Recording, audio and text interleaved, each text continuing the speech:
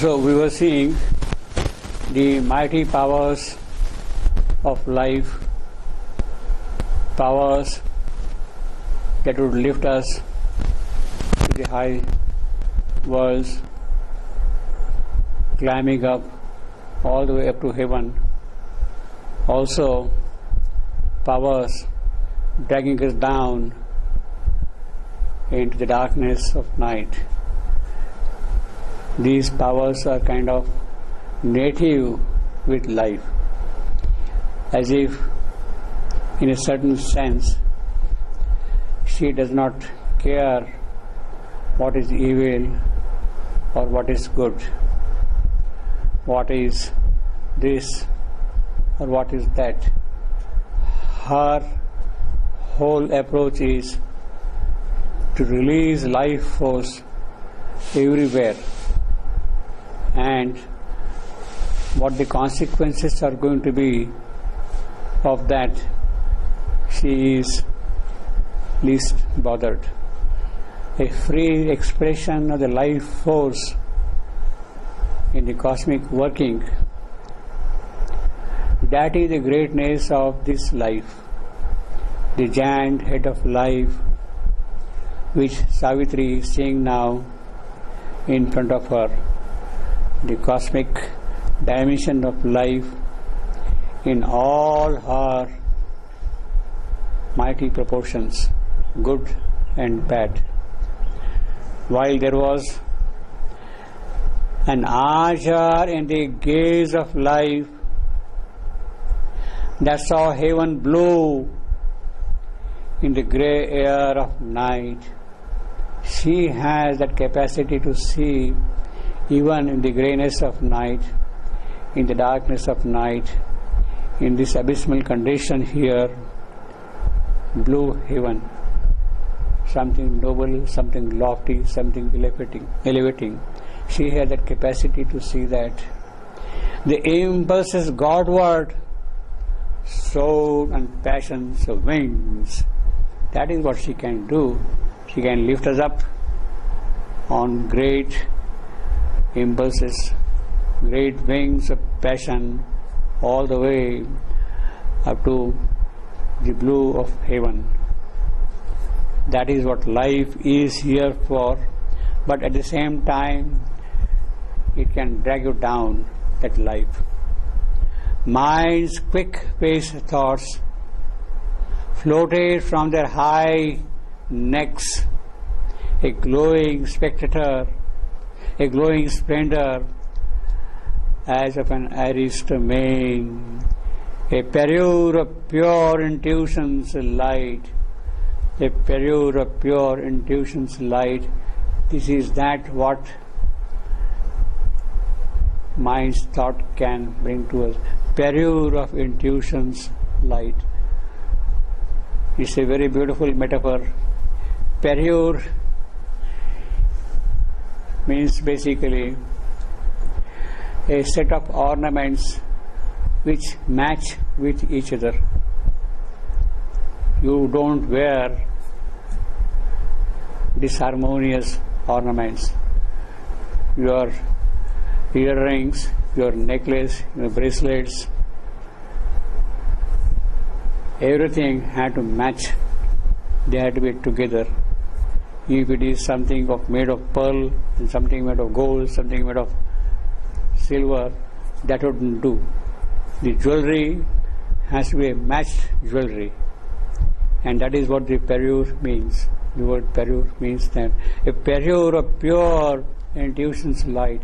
So when the intuition comes, it comes automatically in its inspiration with the right proportion, with the right measure, with the right kind. It is that which is brought by intuition here. Its flame foot gallop. It is moving like a horse, flame foot. His feet are flaming. Flame foot gallop. They could imitate. These thoughts could imitate that gallop or the flame foot horse. Mind's voices mimicked inspirations, stress. That is what life could give to mind. its ictus of infallibility, its speed and lightning heavenly of the gods. That is what life has given, that impulse, that zeal, that zest, that energy to thought. A transient blade that shows the nets of doubt. It is life which will remove all doubts from the mind of mind. They will not be there anymore at all. A transient blade, a sharp, keen blade, which will cut off the doubt. A transient blade that shows the nets of doubt. Its sword of discernment seemed almost divine. That is what life has given to mind. Its sword of discernment. Discernment. Dakshata. She is goddess Dakshina, who is alert, who is keen, who knows what to do at what moment of time. Sharply, she immediately knows it. It is not by reason, by logic, by argument that she arrives at conclusion. She immediately discerns what is right, what is wrong. It is that sort of discernment which is given by life to the powers of mind. His sort of discernment seemed almost divine. That's a wonderful contribution of life's force to mind. In the pure world of mind, where there is no entry of life, one can keep on arguing endlessly without coming to any conclusion anywhere. It becomes a kind of a barren formulation of things. Yet all that knowledge was a borrowed sense. Yes, mind has received these gifts from life, but still, what is that knowledge of this mind? It is a borrowed light from the divine sun. It is not a true light. It is not true revelation, true inspiration coming from high up. It is a borrowed light. Yet all that knowledge was a borrowed sense. The forms that came were not heaven's native births. They were not genuine entities coming from heaven, who had their birth in heaven. Effusions, dangerous and absolute, could mingle poison with the wine of God. This is what life also does. Yes, it has given power to mind, but then it can mix up things. Good and bad, it will not be able to distinguish always. It can mix up these two. It can mingle poison with the wine of God. On these high shining backs, falsehood could ride. So therefore, the moment this mixing up can occur, somehow, from somewhere, suddenly, unexpectedly, falsehood can step in, can slip in, and you would not know how the falsehood has entered in. Life is not in a position to stop that. It can enter into your thinking, into your formulations of things also. On these high shining backs, falsehood could ride, truth lay with delight very happily. Where? It lay with delight in error's passionate arms. So it is error which is holding truth in her arms. This is what can happen suddenly. Gliding downstream in a blithe gilded barge, on a gilded barge, it is decorated, well embroidered, it is gliding downstream, and while it is gliding down, this can also slip in suddenly. She etched her ray with a magnificent lie. So truth becomes a lie suddenly, and you do not know how it has happened, how it can happen. See, life doesn't have that capacity to distinguish. It allows everything, good or bad, it doesn't care. With all the power, with the full force, it can enter in. She etched her ray with a magnificent lie. Here, in lie's realms, all contraries meet. everything which is opposite, they can come and mingle with each other. Hatred, love, cold, warm, everything can mingle in life's domain here. Here in life's nether realms, lower realms of life, we can mingle and mix up. Realms, all contraries meet. Truth stares and does her work with bandaged eyes. That is the pity. When truth falls into the domain of this life, its eyes are injured. The sight is injured. Sight is not true sight anymore, and it looks with bandaged eyes at things. Truth stares and does her works. Truth is doing her own work. How? With bandaged eyes. And ignorance is wisdom's pattern here. So it is ignorance who is now patronizing wisdom here. Yes, do this. This is right. This is wrong. This is what the ignorance is telling to wisdom herself. This is what happens in this particular world here. The verse is still there. So, truth can become a lie, it can become an error, it can become falsehood, it can get distorted. All those things can happen here in this life. Perhaps there is still a greater danger to the soul of man in this world. Those galloping hoofs of life's forces moving here, those galloping hoofs in their enthusiastic speed, rushing forward, moving unrestrained in full impetuosity, could bear to a dangerous intermediate zone where death walks wearing a robe of deathless life. This is what the galloping hoofs, the horses which are moving, the life forces, Ashwa of life, they are moving everywhere, and they can carry you where death walks wearing a robe of deathless life. So death himself is now standing in front of you wearing the robe of life and presenting himself to you. In that dangerous intermediate zone, one can slip if one is not on guard. Those galloping hoofs can carry you straight into that region, or they enter the valley of the wandering gleam. Once you're trapped, keep on moving and moving in the gleams valley, wandering gleams valley, and there is no escape. You are trapped permanently here.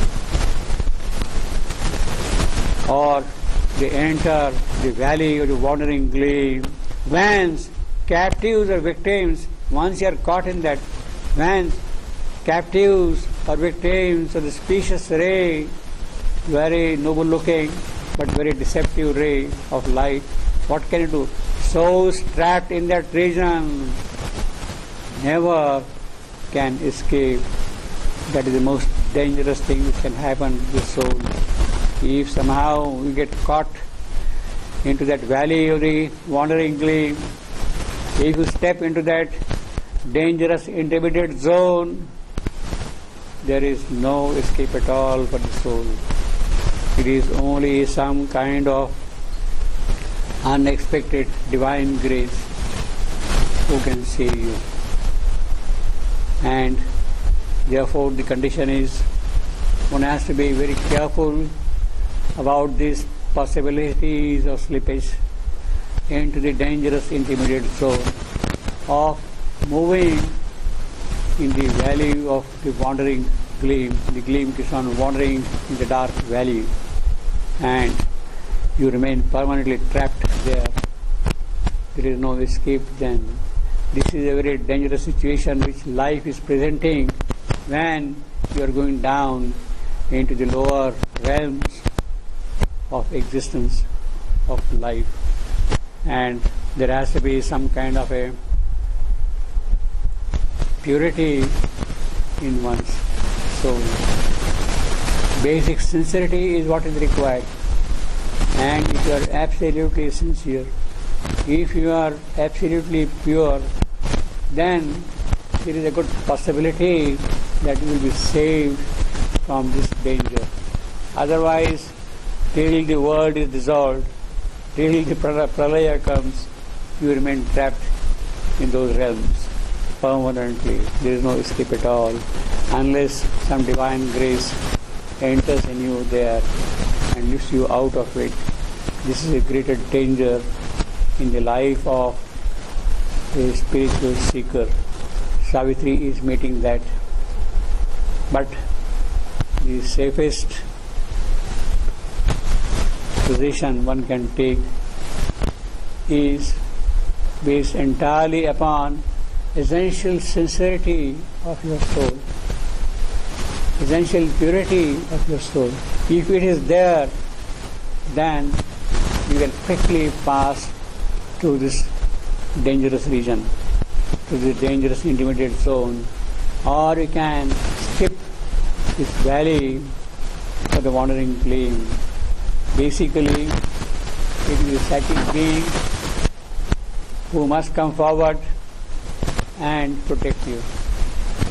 We have seen earlier when Savitri was facing the danger of life, he at once remembered the name, Nama, Vishnu's name, or whatever you want to call it, and it is that which saves you.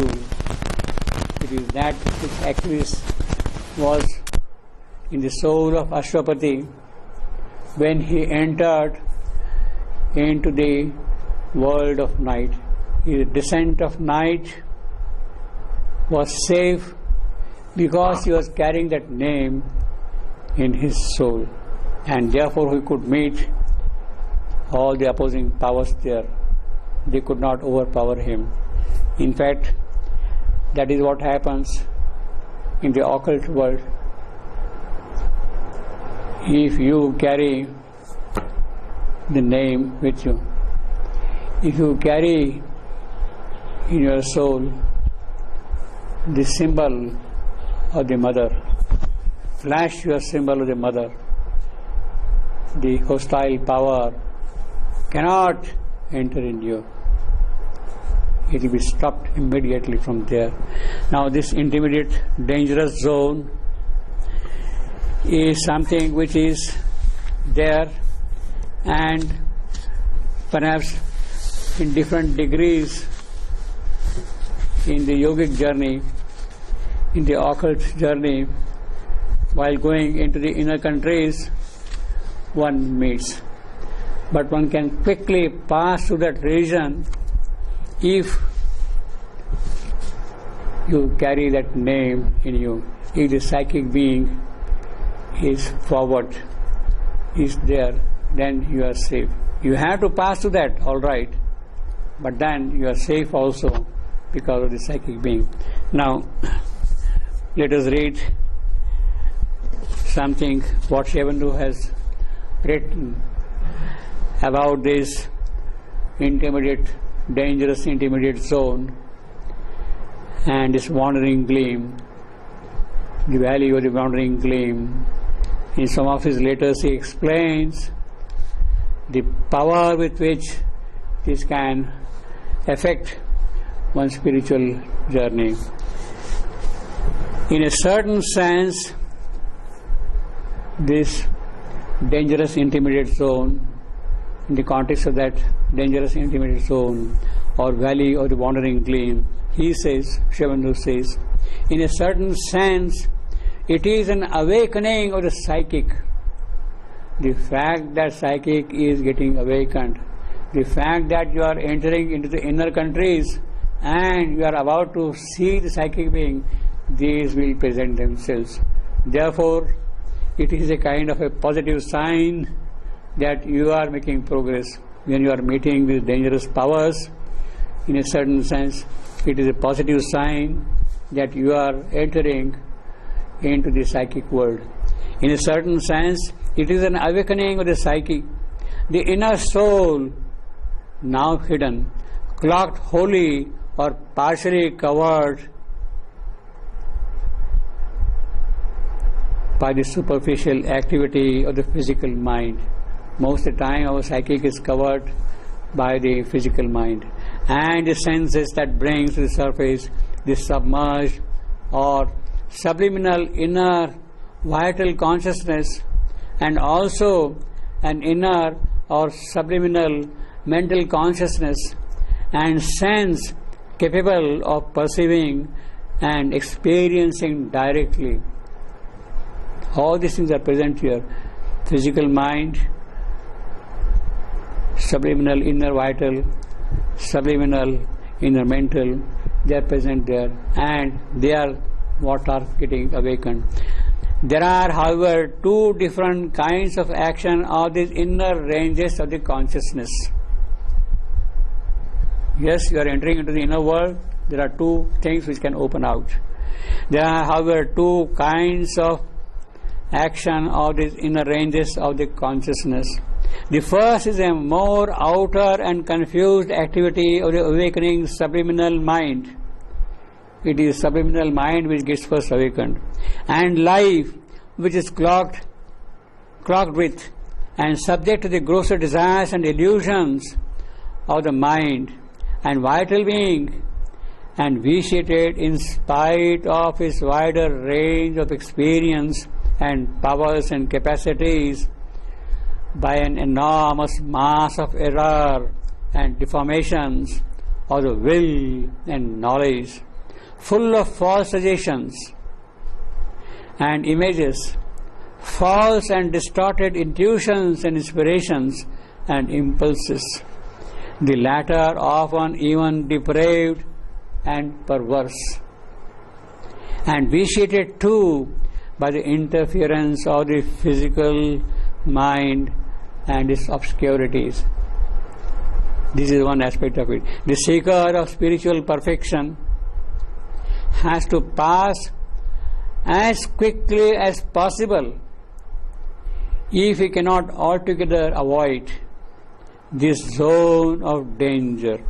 And the safe rule here is to be attached to none of these things. You should not have any attachment at all, none of these things. But to make spiritual progress one's sole real objective, and to put no sure confidence in other things until the mind and life soul are purified, and the light of the spirit and supermind, or at least of the spiritually illumined mind and soul, are shed to these inner ranges of experience. So unless that is purified, you cannot pass safely to that. Then in another letter he writes, there are worse dangers in this intermediate zone of experience. This intermediate zone is a region of half-truths, but the half-truth here is often so partial or else ambiguous in its application that it leaves a wide field of confusion, delusion and error. Even what is true is so exalted or extended beyond its true pitch and limit and measure that it becomes the partner of error.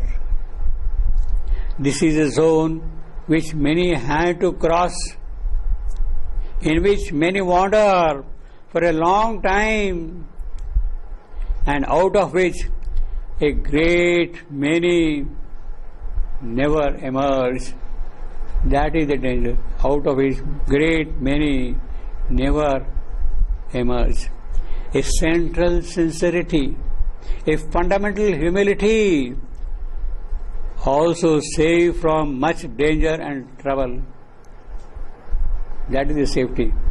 Central sincerity and fundamental humility.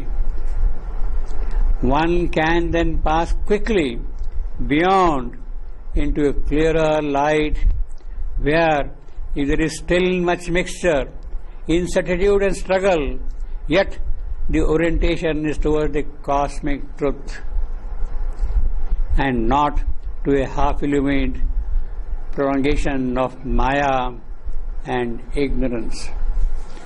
Then he says, it is not necessary for everyone to struggle to the intermediate zone. Luckily, it is not necessary for everyone to struggle to the intermediate zone. If one has purified oneself, if there is no abnormal vanity, egoism, ambition, or other strong misleading element, or if one is vigilant and on one's guard, or if the psychic is in front, one can either pass rapidly and directly or with a minimum of trouble into the higher zone of consciousness where one is in direct contact with the divine truth. Then he says, the intermediate zone is a zone of formations, mental, vital, subtle, physical, and whatever one forms or is formed by the forces of these worlds in us, it is certainly better if the psychic consciousness, if the psychic is conscious and active before there is the removing of the veil of the screen between the individual and the universal consciousness, which comes when the inner being is brought forward in all its wideness. For then there is much less danger of the difficulties of what I have called the intermediate zone. Then he says, all these examples, all the experiences belong to what I have called the intermediate zone. Somebody was undergoing these experiences and Sri Aurobindo explains to him, all the experiences belong to what I have called the intermediate zone. A large proportion of them are of the vital plane, belong to the world of life. In the vital plane, there are all kinds of things, good and bad, helpful and dangerous, true, half-true and false, genuine and deceptive. They are all present, mixture. One has therefore to be very careful and be always vigilant and turn towards the true source of light. The difficulty is that here one may have a true spiritual experience and afterwards all sorts of imitative deceptions come. You have a spiritual experience but then follow deceptive, imitative experiences. Spiritual experience and afterwards all sorts of imitative deceptions come and bring with them the danger of a false experience.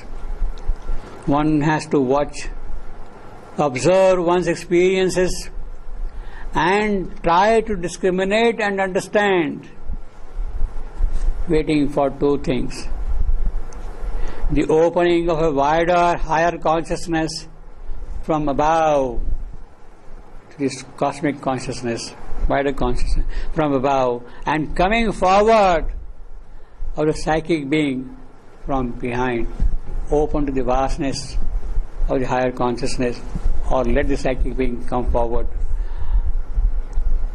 Opening of a wider, higher consciousness from above and the coming forward of the psychic being from behind. When these two things happen, the chance of error is diminished. Not that it is altogether absent, but the chance is diminished.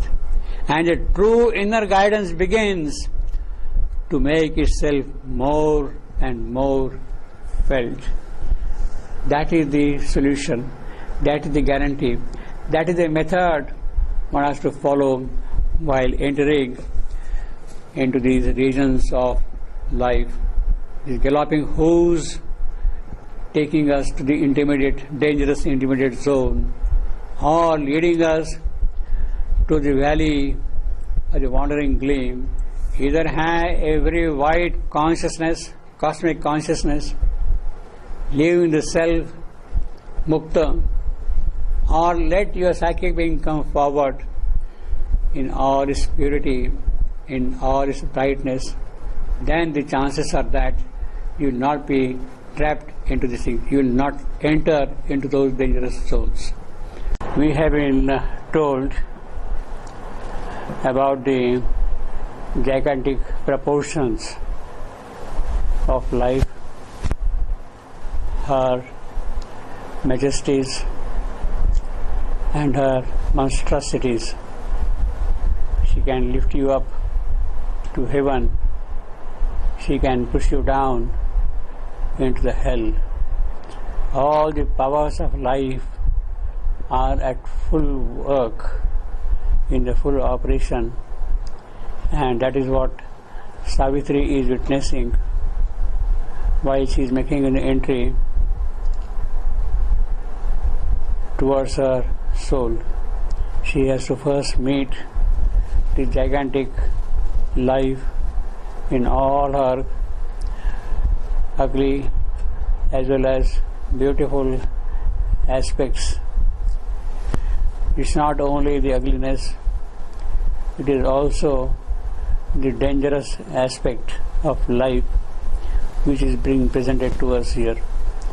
There is the benevolence, there is also the danger that life offers to the seeker of the soul, particularly to the seeker of a soul of the kind Savitri has.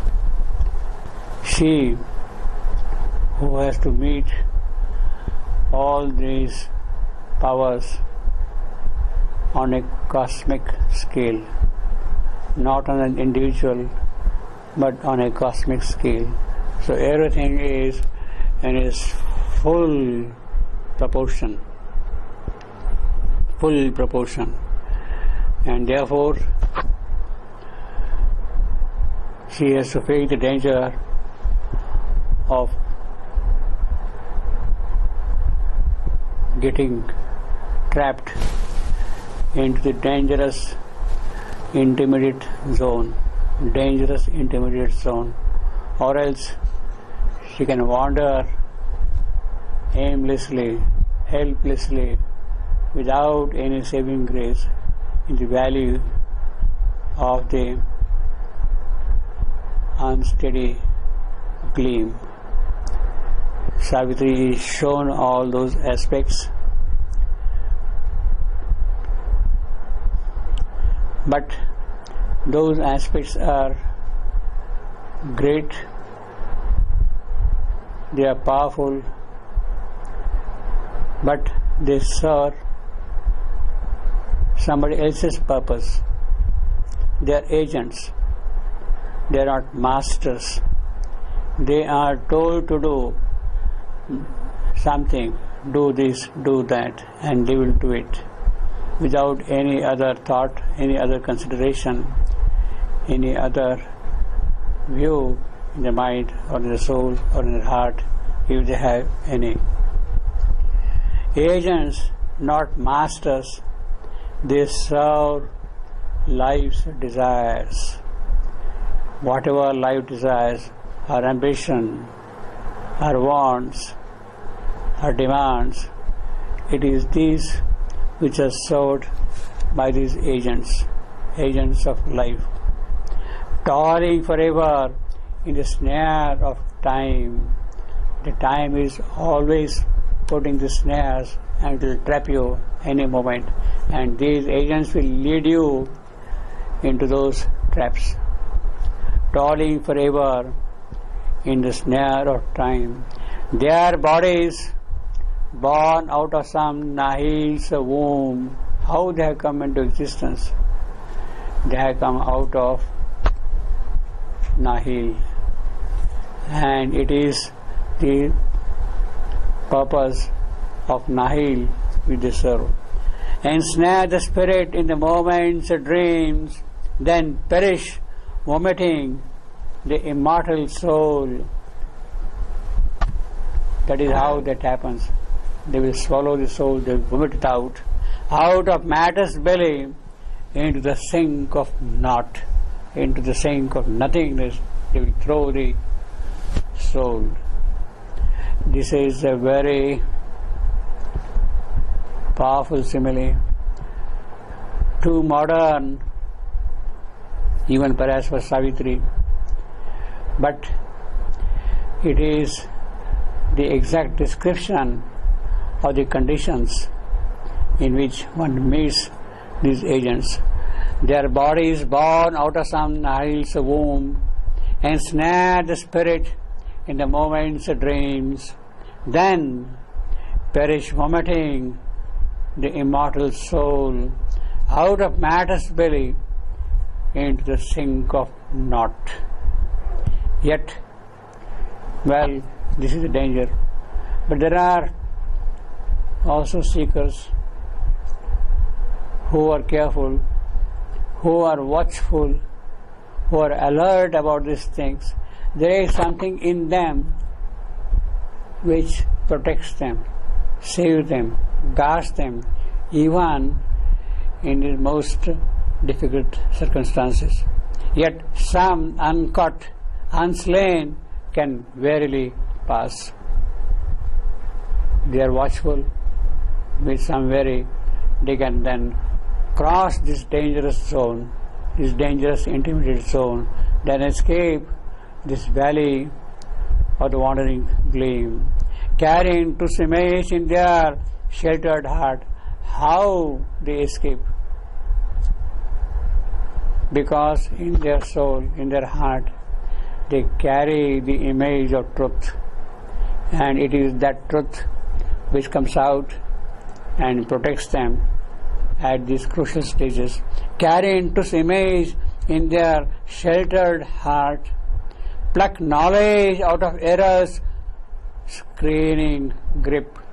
They have a capacity to pick up knowledge. Yes, the whole thing is full of error, but they have a capacity, even in that error, to pick up the elements of truth, of knowledge, and it is that which guides them.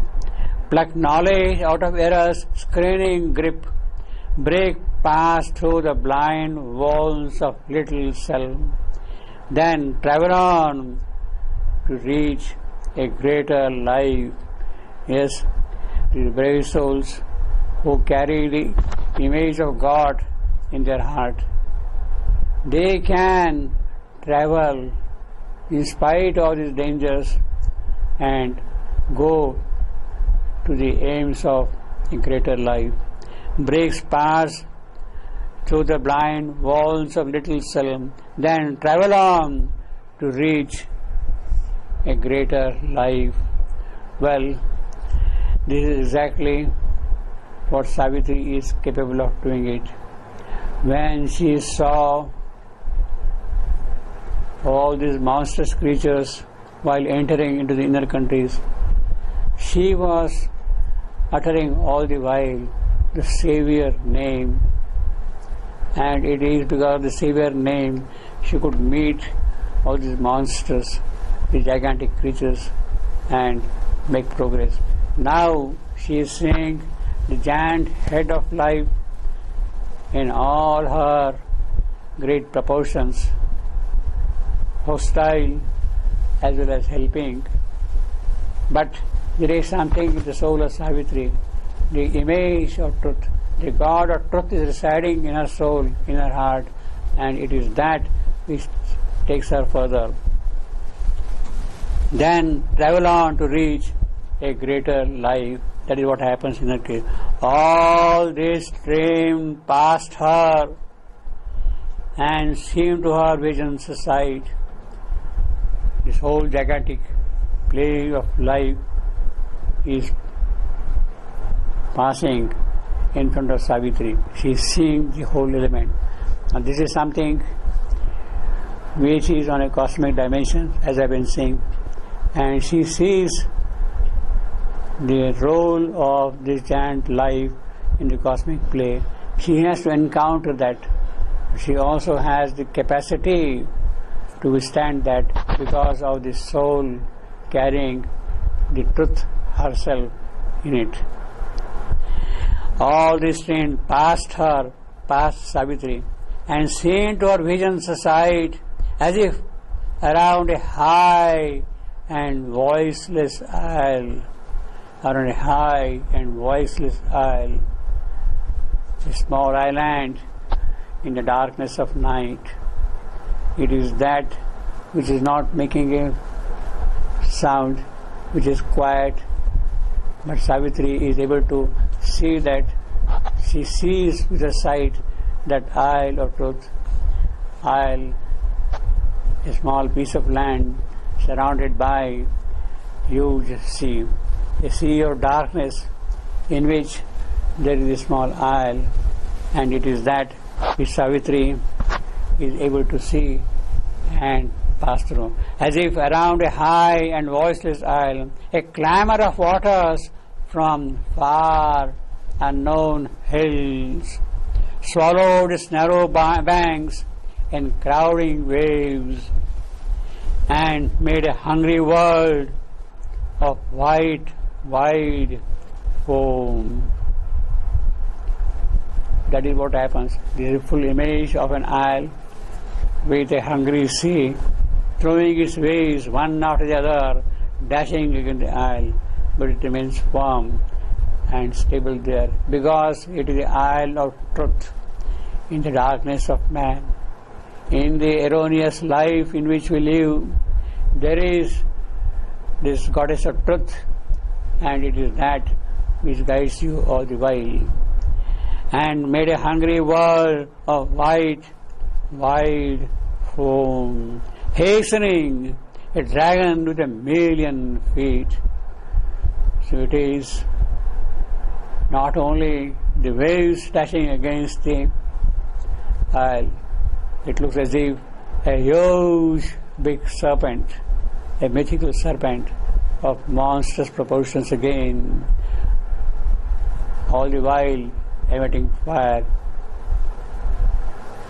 constantly attacking people around here, spouting fire. That is what happens all the while. The dragon does that. Hastening, a dragon with 1,000,000 feet. Now, the dragon is a mythical creature, and it demands a living creature. Every day somebody has to go and offer the dragon his flesh, and it lives that. It has no mercy at all. It must live on this thing.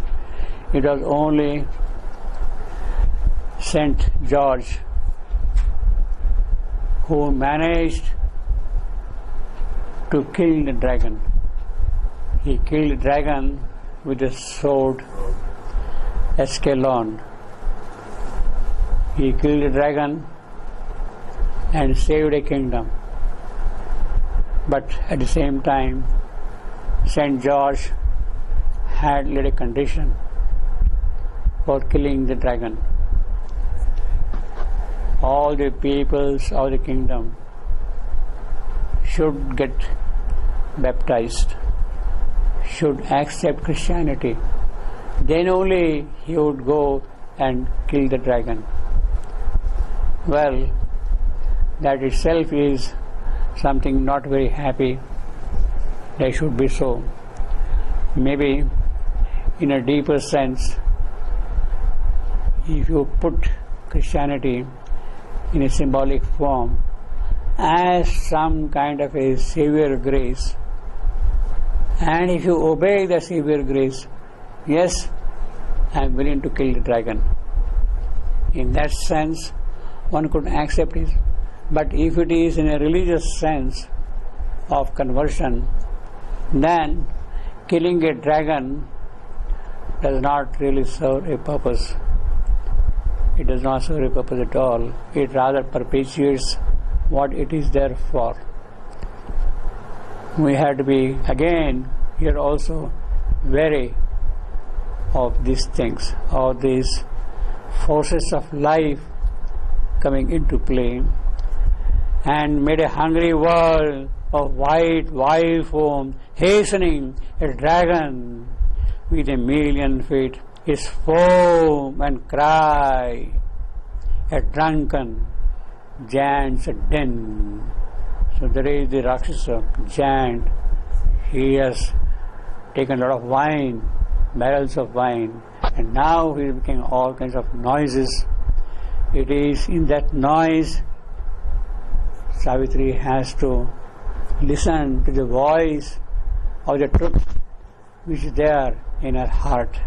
Hastening the dragon with a million feet, his foam and cry, a drunken giant's din, tossing a mane of darkness into God's sky. It ebbed, receding into a distant roar. The moment the truth's there, it will dash, it will attack, it will do all those things, but it cannot withstand the power of truth. It gets repulsed and thrown back, it recedes. Therefore it ebbed, receding into a distant roar. That noise, the din which is there, subsides and falls quiet. Then smiled again. The moment that subsides, what happened? Then smiled again, a large and tranquil air. Where she is now moving is a large and tranquil air.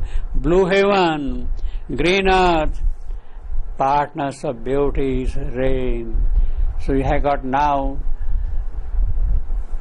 a picture of beauty, of joy, of heaven. Then smiled again, a large and tranquil air. Blue heaven, green earth, partners of beauty's reign, lived as of old, companions in happiness.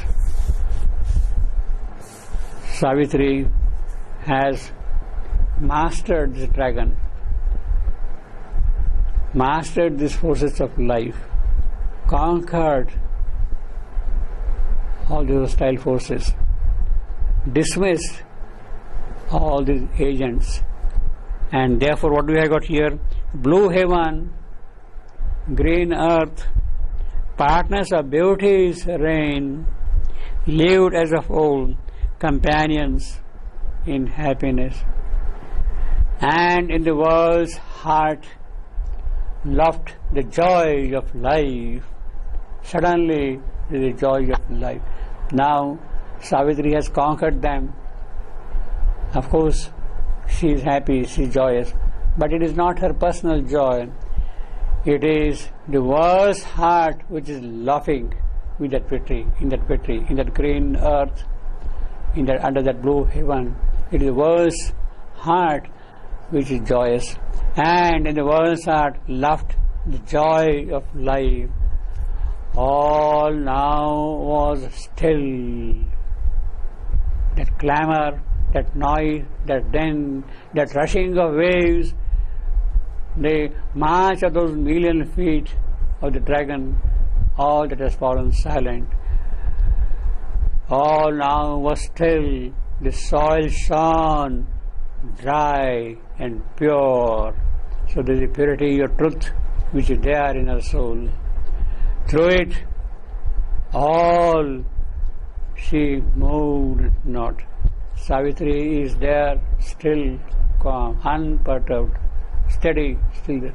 Plunged not in the vain waves. She would not go and plunge into the waves at all. No.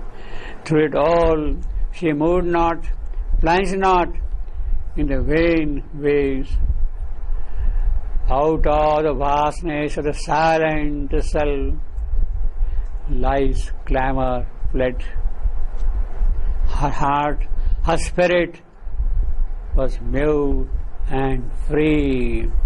She has now conquered this hostile force of life, and her heart is silent, quiet, mute, and she is free, absolved of all the possibilities of danger.